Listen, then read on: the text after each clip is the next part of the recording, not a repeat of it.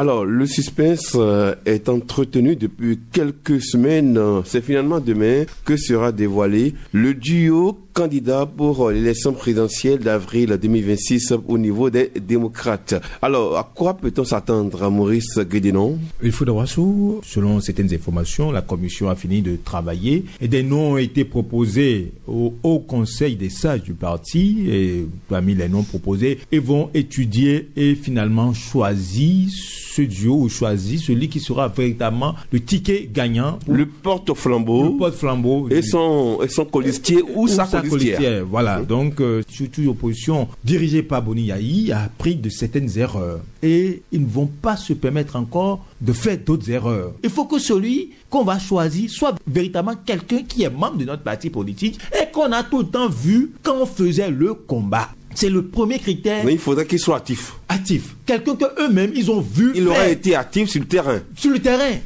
Donc on ne veut pas un oiseau rare. Donc quelqu'un qu'eux-mêmes ne maîtrisent pas, qui ne connaissent pas, qui n'ont jamais vu à leur siège ou pendant de 2020 jusqu'à aujourd'hui, et c'est maintenant qu'on le découvre, il ne veut pas. Mais il y a beaucoup de personnes qui lorgnent le fauteuil de Patrice Talon du côté des démocrates. On parle de plus d'une vingtaine de personnes. Vous savez, les prétendants à ce poste, il y en a toujours. Ça va, les gens. Est-ce que c'est pas un problème, ça? Non, mais on va pas refuser à voir. Plus d'une vingtaine de personnes. Non, c'est le fauteuil de Patrice Talon. Aucun problème, Wilfried Awassou. Quand vous êtes. Ça ne gêne pas du tout? Ça ne gêne pas. Il faut avoir de l'ambition. Mais au niveau de la mouvance, on n'a pas constaté, je veux dire, cet enthousiasme. Mais écoutez, Wilfried Awassou, vous pensez que si la mouvance faisait un peu comme l'opposition où on lance comme ça... On lance les primaires? Les primaires. Bon, moi, je vais pas... Enfin, on permet aux gens d'aller déposer... Un appel à la candidature? Appel à la candidature. Vous pensez qu'on n'aura pas autant de dossiers? Qu'est-ce que vous savez? Mais non, s'ils rendaient public comme les autres ont rendu public, c'est ce que je dis.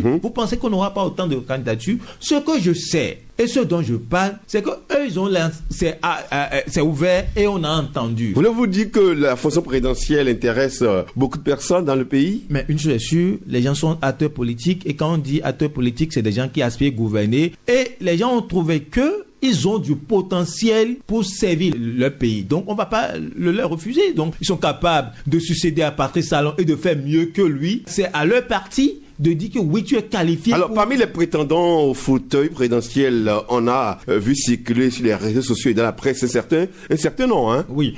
Des noms qu'on connaissait déjà. En tout cas, je pense que... Est-ce qu'on peut avoir une idée de ces noms qu'on connaissait déjà? Il y a eu des noms qui ont été cités. Des prétendants au fauteuil de Patrice Talon, des noms. Il y a Noureddine Sakasalé, il y a Eric Rounete, on a parlé de Nourinou Achade. Aujourd'hui, on parle aussi de Renaud Agodio, qui est l'un des avocats du parti. Vous voyez, il y a autant de noms, mais je pense. Il y a monsieur Daniel Eda. Mais écoutez, moi, je ne veux pas citer tous les noms. Non, les prétendants au niveau des démocrates. Oui. Quand vous lisez un peu, les critères évoqués par les démocrates pour participer à la candidature, vous allez voir qu'il y a certains, si on s'en tient seulement à ces critères-là, ils sont exclus. De quels critères parlez-vous, par exemple? On parle de quelqu'un qui est membre du parti. Oui, on peut rejoindre le parti plus tard, mais quelqu'un qui a fait tout le temps le combat du parti. Mais est-ce que certains ont fait ce combat avec le parti au début? Et le critère de la caution de l'argent à apporter, les 25 millions de francs CFA. Du coup, est-ce que toutes ces personnes ont pu trouver les 25 millions de francs CFA? Dans un contexte, on parle de morosité économique. Moi, je ne saurais le dire. 25 millions. Et lorsque vous n'êtes pas désigné, vous perdez 5 millions. 5 millions, hein? Mais, donc, vous laissez 5 millions dans la caisse du parti pour financer les activités. Mais je vais vous dire une chose. Quand vous voyez quelqu'un debout, est-ce que sa posture vous permet de dire qu'il a 25 millions ou qu'il n'en a pas? Qu'est-ce que vous lui direz exactement? Ça veut dire que la question qu'on se pose en demandant, mais tel qui a déposé là, est-ce qu'il a pu payer les 25 millions? Donc il peut y avoir des plaisantins entre griffes. Oui, je suis d'accord que même c'est parce qu'aujourd'hui la Sénat essaye on connaît les critères pour aller, sinon... Mais Noureddine Sakasalé a brandi des chèques. Sur ces chèques, on a constaté effectivement qu'il a d'abord versé 20 millions et ensuite 5 millions. Mais vous savez, Noureddine Sakasalé, c'est un homme des réseaux sociaux. Donc lui, dit tout ce qu'il fait, il le rend public. Raison pour laquelle vous avez... N'allez pas me dire que monsieur le député Eric Ngoundete ne va pas verser les 25 millions quand même. Je n'ai pas cité, c'est parce que vous avez cité le nom de Noureddine Saka Salleh que je dis. Eric l'a certainement fait, mais sans forcément le dévoiler. Il n'y a pas que lui, il y a beaucoup d'autres qui ont certainement payé la caution sans forcément brandir, aller sur les réseaux sociaux. Mais on s'attendait à quelqu'un qui n'est pas venu finalement. L'homme qui a été honoré du côté du Niger. Hein? Mais Wilfried Awassou. Je parle de Kémy Séba. On l'a pas vu dans la liste. Moi, je vous avais dit, quand il faisait sa déclaration, on avait fait le débat dans ce studio. Moi, ça ne me disait rien, sa candidature. Parce que je sais qu'au bout du rouleau, ce sont les partis politiques qui vont choisir ceux qui seront leurs... Est-ce que vous ne voyez pas que certains critères l'ont découragé, certainement? Mais les critères énumérés par le parti. Vous pensez que certains vont faire le combat? Je ne parle pas de l'argent. Hein. Non, mais vous pensez que certains vont faire le combat, ou bien ceux qui sont véritablement les militants du parti et qui sont restés pendant tout le temps et qui ont fait le combat vont accepter que quelqu'un, même s'il est opposant à Patrice Talon, débarque plus tard et leur prenne la tête, peut-être en 2000. Vous savez qu'en 2021, ce débat a été fait. Quand Dame Rikiat de Madougou est venu prendre, je dis, a été positionné comme le candidat du parti. Certains ont dit non, nous on est restés ici, on a fait le combat. Donc, raison pour laquelle je vous ai dit, dans ce débat qui se mène, les gens ne vont plus accepter certaines erreurs du passé. Si ils ont accepté, parce que en 2021, on a vu Eric Ngoundete aussi, qui était membre des démocrates, mais qui a fini par préparer son dossier aussi pour aller aux élections. En 2021. Est-ce qu'on peut avoir les noms qui se retrouvent dans le carré d'as concernant, certainement, c'est la fumée blanche qui va sortir demain chez les démocrates? Mais au moins 4 noms qui se retrouvent. Parce que en tant que journaliste, on peut fouiller, avoir l'information. Raison pour laquelle je vous dans dis, les coulisses, hein? Nous écoutons beaucoup d'élus et les noms qui nous reviennent. 4 noms dans le carré d'as. Les noms qui nous reviennent souvent, il y a Eric Ngoundete, il y a Noureddine Saka Salleh, il y a Renaud Agbojo. Voilà les 3 noms que nous avons eus, en tout cas, donc, dans nos discussions. Le tiercé gagnant. Voilà. Comme ceux qui seront les têtes pour aller aux élections. Nous ne sommes pas membres de la commission. C'est tellement peut-être que le candidat va sortir de ce trio gagnant. De ce trio gagnant. Parce que ce que nous disons... Noureddine Saka Salleh, le député Eric Ngoundete, l'avocat Renaud Agbojo. Nous sommes dans les hypothèses. Nous sommes dans les hypothèses. Est-ce que ces noms que nous avons cités, ceux qui nous donnaient quelques informations, sont vraiment dans le secret des dieux? C'est demain, quand le parti va annoncer véritablement son duo, que nous allons voir s'ils nous ont vraiment donné des noms gagnants ou un ticket gagnant ou pas. Alors, Jacques Koutchémé, ce qui se passe du côté des démocrates, c'est vrai, c'est leur cuisine interne, c'est leur façon de fonctionner. Et on verra si la stratégie au finish sera payante. Mais pour l'instant, par rapport au dévoilement du duo candidat pour l'élection présidentielle d'avril 2026, quelles sont les erreurs à éviter afin que le candidat, le duo qui sera choisi ce dimanche ne soit pas contesté? Il faut commencer par respecter les critères. Les critères établis. Les critères établis. Ok. Ces critères sont rendus publics. Cependant, nous ne savons pas quel quota de points a été attribué à chacun critère. Des critères, ok. Voilà.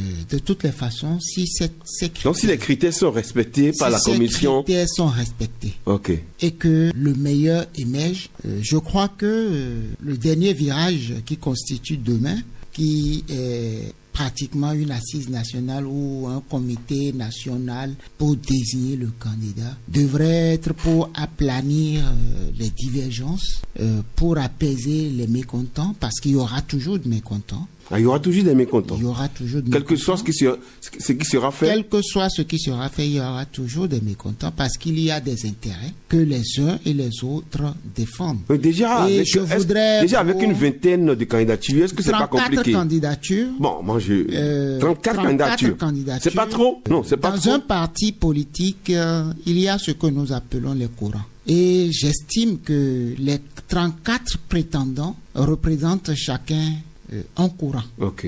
Et c'est normal qu'au sein d'un parti, que les courants s'affrontent et que ceux qui parviennent à se faire le mieux entendre, à convaincre les autres, prennent le dessus. Et c'est justement ce que cet appel à candidature vise à faire. Aller convaincre un groupe de personnes par rapport à ces courants. Donc chaque courant va convaincre et puis revient. Et lorsque la commission par rapport aux critères scientifiques, normalement ce sont des critères scientifiques, on a déjà donné les critères, maintenant il faut pondérer des points par rapport à chaque critère et maintenant attribuer des points par rapport à chaque critère, comme ça on peut dire tel est venu en tête avec 75 points sur 100 par exemple, okay. Tel autre est venu suivant avec 73 points sur 100, tel autre s'en est suivi avec 11 points sur 100, et puis d'abord on commence par éliminer tous ceux qui ont moins de 50 points, et puis après on prend les 3 premiers, on dit bon, vous nous avez confié une mission,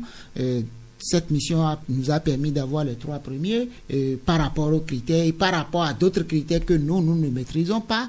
Ces critères devraient être géopolitiques parce que visiblement j'ai l'impression que nous mettons plus l'émotion, c'est-à-dire, vous m'excusez, le cœur, comme l'a dit l'autre, plus dans ces élections que de voir un certain nombre de réalités. Et ces élections présentent des enjeux géopolitiques et pour la sous-région, pour un certain nombre d'États, pour un certain nombre de lobbies, pour un certain nombre... Donc, est-ce que ce candidat pourra répondre à ces enjeux? On dit par rapport à un certain nombre de dossiers. À ces défis, okay. À ces enjeux géopolitiques, okay. Ou à ces défis géostratégiques, est-ce que ce candidat pourra répondre à tout cela? Et c'est lorsque...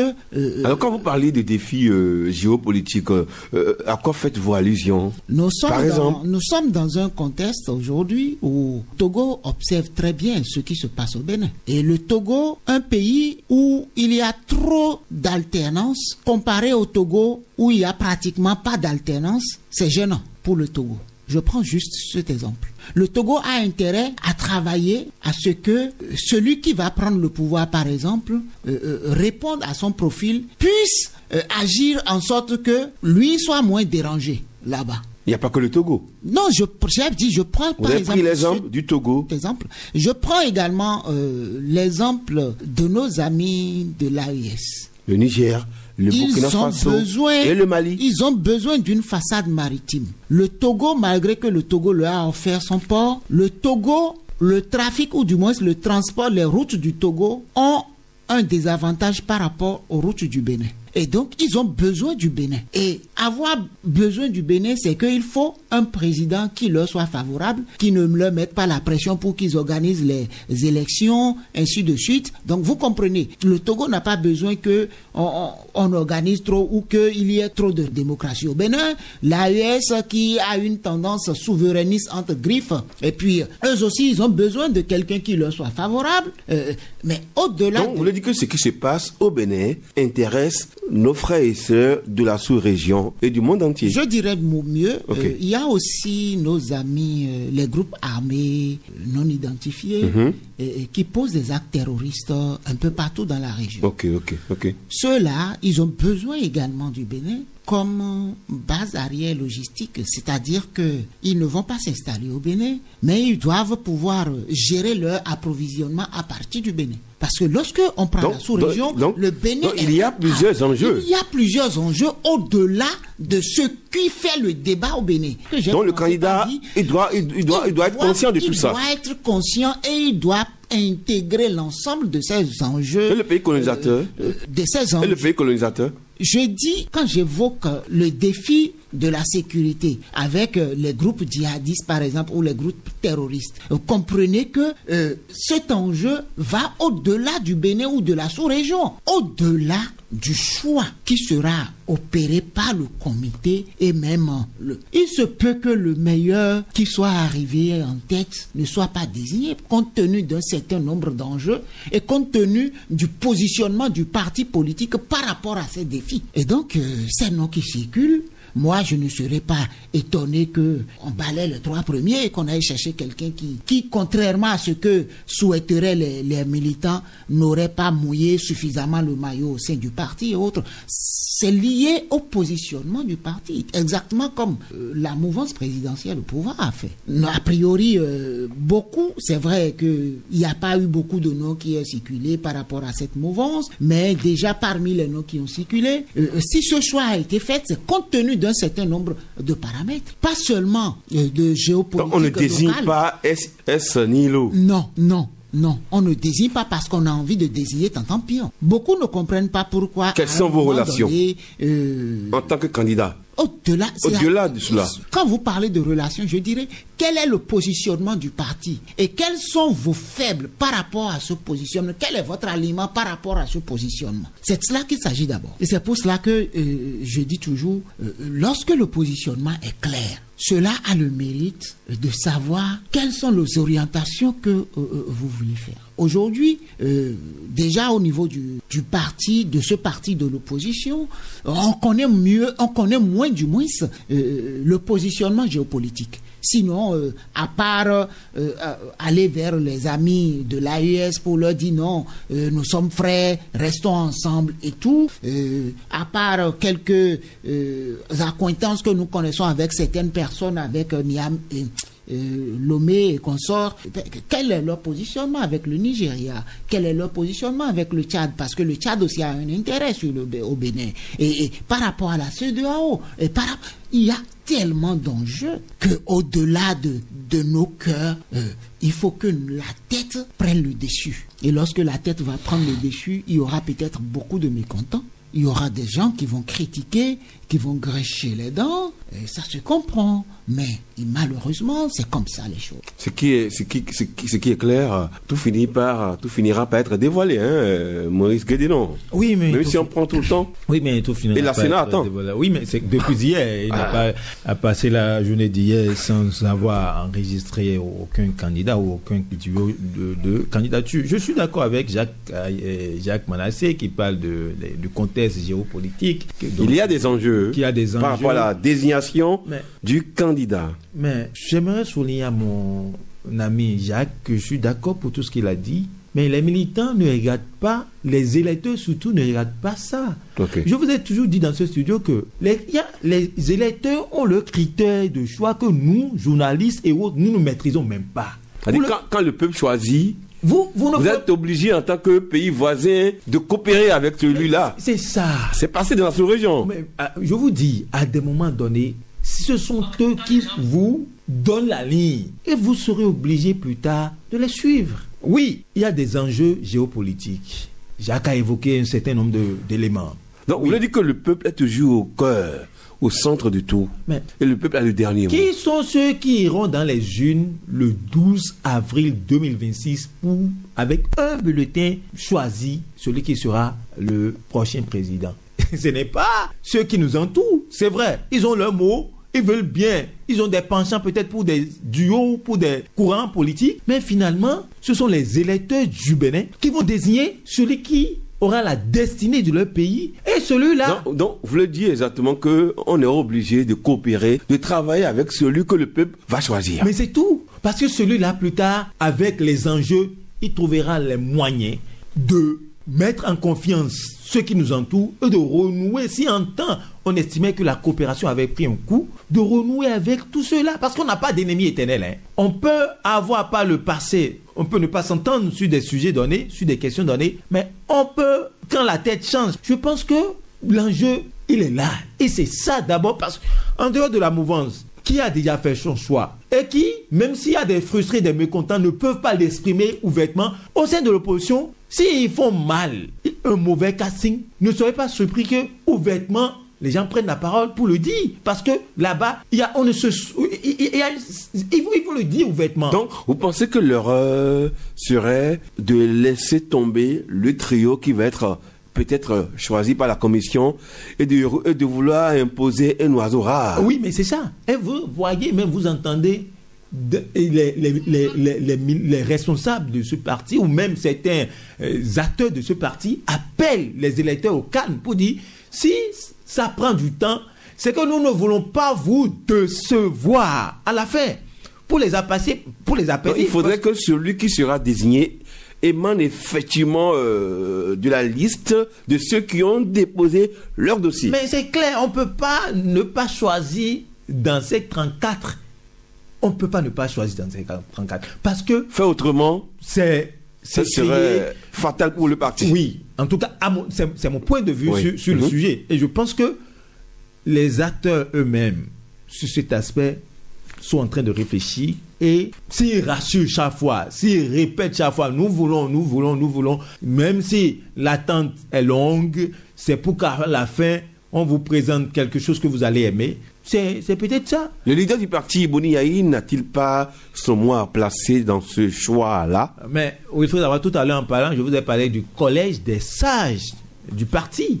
Donc, en dehors du président du parti, certainement, qui ne veut pas imposer, mais si s'ils sont allés à un appel à candidature, c'est pour montrer que nous faisons tout de façon démocratique. Donc tous ceux qui... Nous avons tiré les leçons du passé. Voilà. Donc certains vont vous dire même en 2016, ils ont fait appel à candidature, mais je pense que même si il a un penchant... Mais c'est pas la même chose. Hein. Non. Même s'il a un penchant pour quelqu'un, il va d'abord se soumettre aux 3 noms que peut-être la commission ou aux différents noms, au trio, en tout cas à la shortlist que va lui proposer la commission avant de dire, mais est-ce si on mettait tel qui peut-être ne se retrouve pas dans votre shortlist et peut-être motiver son choix. Mais est-ce que si en temps son choix aussi se retrouvait déjà dans la shortlist,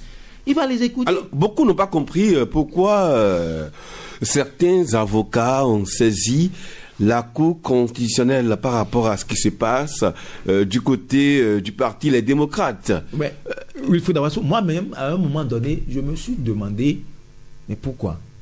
Parce que... Quelle est la pertinence? Parce qu'à un moment donné, j'ai vu... La Commission électorale nationale autonome Sénat faire le tour et discuter avec les maires et aller à l'Assemblée nationale. Et je pense que la question a été évoquée. La question de l'auto-parrainage. L'auto-parrainage a été évoqué. Et je crois bien que les envoyés de la Sénat ont répondu à cette question et ont apporté des éléments. Si on est capable de voter pour soi-même, est-ce que c'est interdit de s'auto-parrainer? On peut me dire que ça, c'est l'avis d'un profane, pas quelqu'un de droit. On a vu aussi qu'en 2021, Mariam Chabi Talata, aujourd'hui, vice-présidente de la République, était députée quand elle a été choisie pour être la colistière de Patrice Talon. Mais reste à savoir si, pendant est-ce qu'elle a voté ou elle s'est auto-parrainée? Je n'ai pas vu pour le dire. Donc je ne pourrais pas affirmer. Mais si elle a été colistière en tant que députée, on présume qu'elle s'est auto-parrainée. Maintenant, peut-être que ceux qui évoquent le sujet, ceux qui ont saisi la Cour... Est-ce que ces gens ont des appréhensions par rapport à quelque chose? Mais raison pour laquelle je dis, ceux qui ont saisi la Cour ont peut-être des raisons. Pour qu'à la fin, qu'on ne dise pas non, on ne devait pas s'auto-parrainer, parce que les juristes ont leur appréciation. Peut-être que si ils veulent avoir plus d'assurance, raison pour laquelle ils ont saisi la Cour. Mais la Cour a répondu. Je pense que la Cour a jugé irrecevable la requête. Est-ce que ceux qui sont là, c'est pour avoir toutes les garanties? Je ne saurais le dire. Mais on attend. Pour moi, la question ne devrait pas faire objet de discussion parce que... De recours. Parce que ça avait été évoqué et la Sénat avait, pour moi, réglé ce problème. Mais les acteurs politiques, les juristes ont toujours leur raison de poser des actes à des moments donnés. Seuls ceux qui ont saisi la Cour constitutionnelle savent les informations ou les éléments qu'ils ont et qu'ils ont agi ainsi. Alors, oui, Jacques, vous voulez placer un mot par rapport à ce recours déposé par les juristes en ce qui concerne les tractations qui ont cours du côté du parti Les Démocrates? Et bien évidemment. sur l'auto-parrainage? Bien évidemment, mais avant, je voudrais préciser que dans mes propos passés, je disais les 3 premiers qui pourraient être retenus. Le trio, le tiercé gagnant. Bon, oui. Bon, le tiercé gagnant. Le tiercé qui pourrait être retenu par le comité pourrait ne pas être... Bon, le candidat pourrait ne pas provenir de ce tiercé, mais pourrait quand même avoir déposé son candidat. Okay. Sa candidature, c'est juste une précision. C'est aussi possible. C'est-à-dire... Peut-être qu'il n'est pas parmi le trio choisi. Parce qu'il y aurait certainement des critères qui vont le défavoriser. Mais vous avez...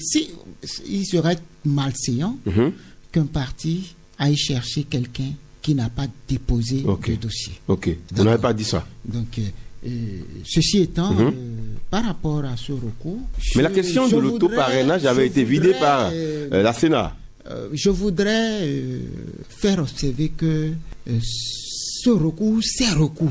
Parce qu'il y a des recours dont on n'a pas parlé. Il y a 2 députés qui ont saisi également la Cour constitutionnelle. Et si vous voulez, je peux vous donner les noms. Le député Joël Godonou et le député Éric Gounete, qui ont également saisi la Cour constitutionnelle. Comme quoi leur parti, et qu'ils auraient maille avec leur parti parce que leur parti voudrait les écarter parce qu'ils seraient des parrains. Certes, à la dernière minute, au moment où la Cour allait rendre sa décision, ils ont retirer leur plainte. Donc, cela dénote d'un malaise profond au sein du parti. Cela dénote quand des juristes qui sont censés avoir un certain nombre de jurisprudences, autant nationales qu'internationales, et que des députés... Et quand tout ce beau monde-là, quand on saisit, et tous proviennent du même parti, saisissent la Cour constitutionnelle par rapport à une affaire qui concerne un parti politique, cela dénote d'un malaise. Il y a un problème. Profond. Donc, il y a un problème. Et je crois que on devrait faire attention au-delà de ces plaintes qui ne devraient pas, pour moi,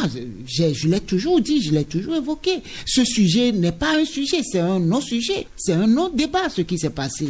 Parce que lorsque vous lisez les 2 jurisprudences de la Cour constitutionnelle de février 2021, moi j'ai ces documents, malheureusement c'est pas dans mon portable, sinon de toutes les façons, dès que je rentre à la maison, je vais fouiller dans mon ordinateur, vous les envoyez, c'est clair. Et je prends le cas Mariam Talata, Tchabi, Zime Yerima ou autre.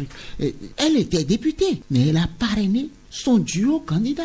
Le débat, c'est qu'on ne parraine pas un individu, on parraine un duo candidat.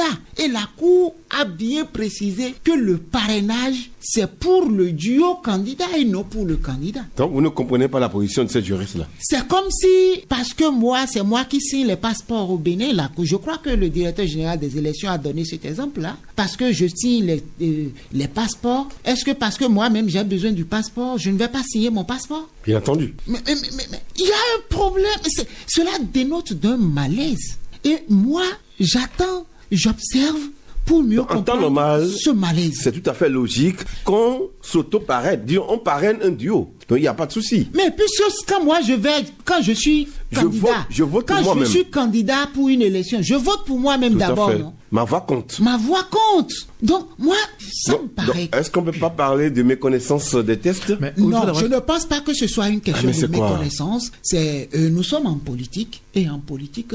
tous les moyens sont bons. Il faut prendre des gants. Parce qu'on n'a pas envie peut-être de voir tel ou tel émerger comme candidat. Il faut susciter des débats pour le décourager. Et vous comprenez, parce que j'ai attiré votre attention sur... Il y a 2 députés qui ont également saisi la Cour. Parce que leur parti ne voudrait pas qu'ils soient candidats et qu'ils sont parrains. Donc, quand vous mettez les choses bout en bout, vous commencez par rassembler le puzzle. Vous comprenez, vous commencez par comprendre quelque chose. Vous commencez par réaliser que certainement que il y a des têtes qui ne plairaient peut-être pas. Moi, je ne serais pas étonné si demain, lorsqu'on va dévoiler les parrains soient écartés d'office. Parce qu'on pourrait prétester, je dis bien prétester, que c'est pour des mesures, que ce serait pour des mesures de sécurité, de garantie, qu'on les écarte. C'est des discours politiques. Ce débat ne devrait pas avoir lieu.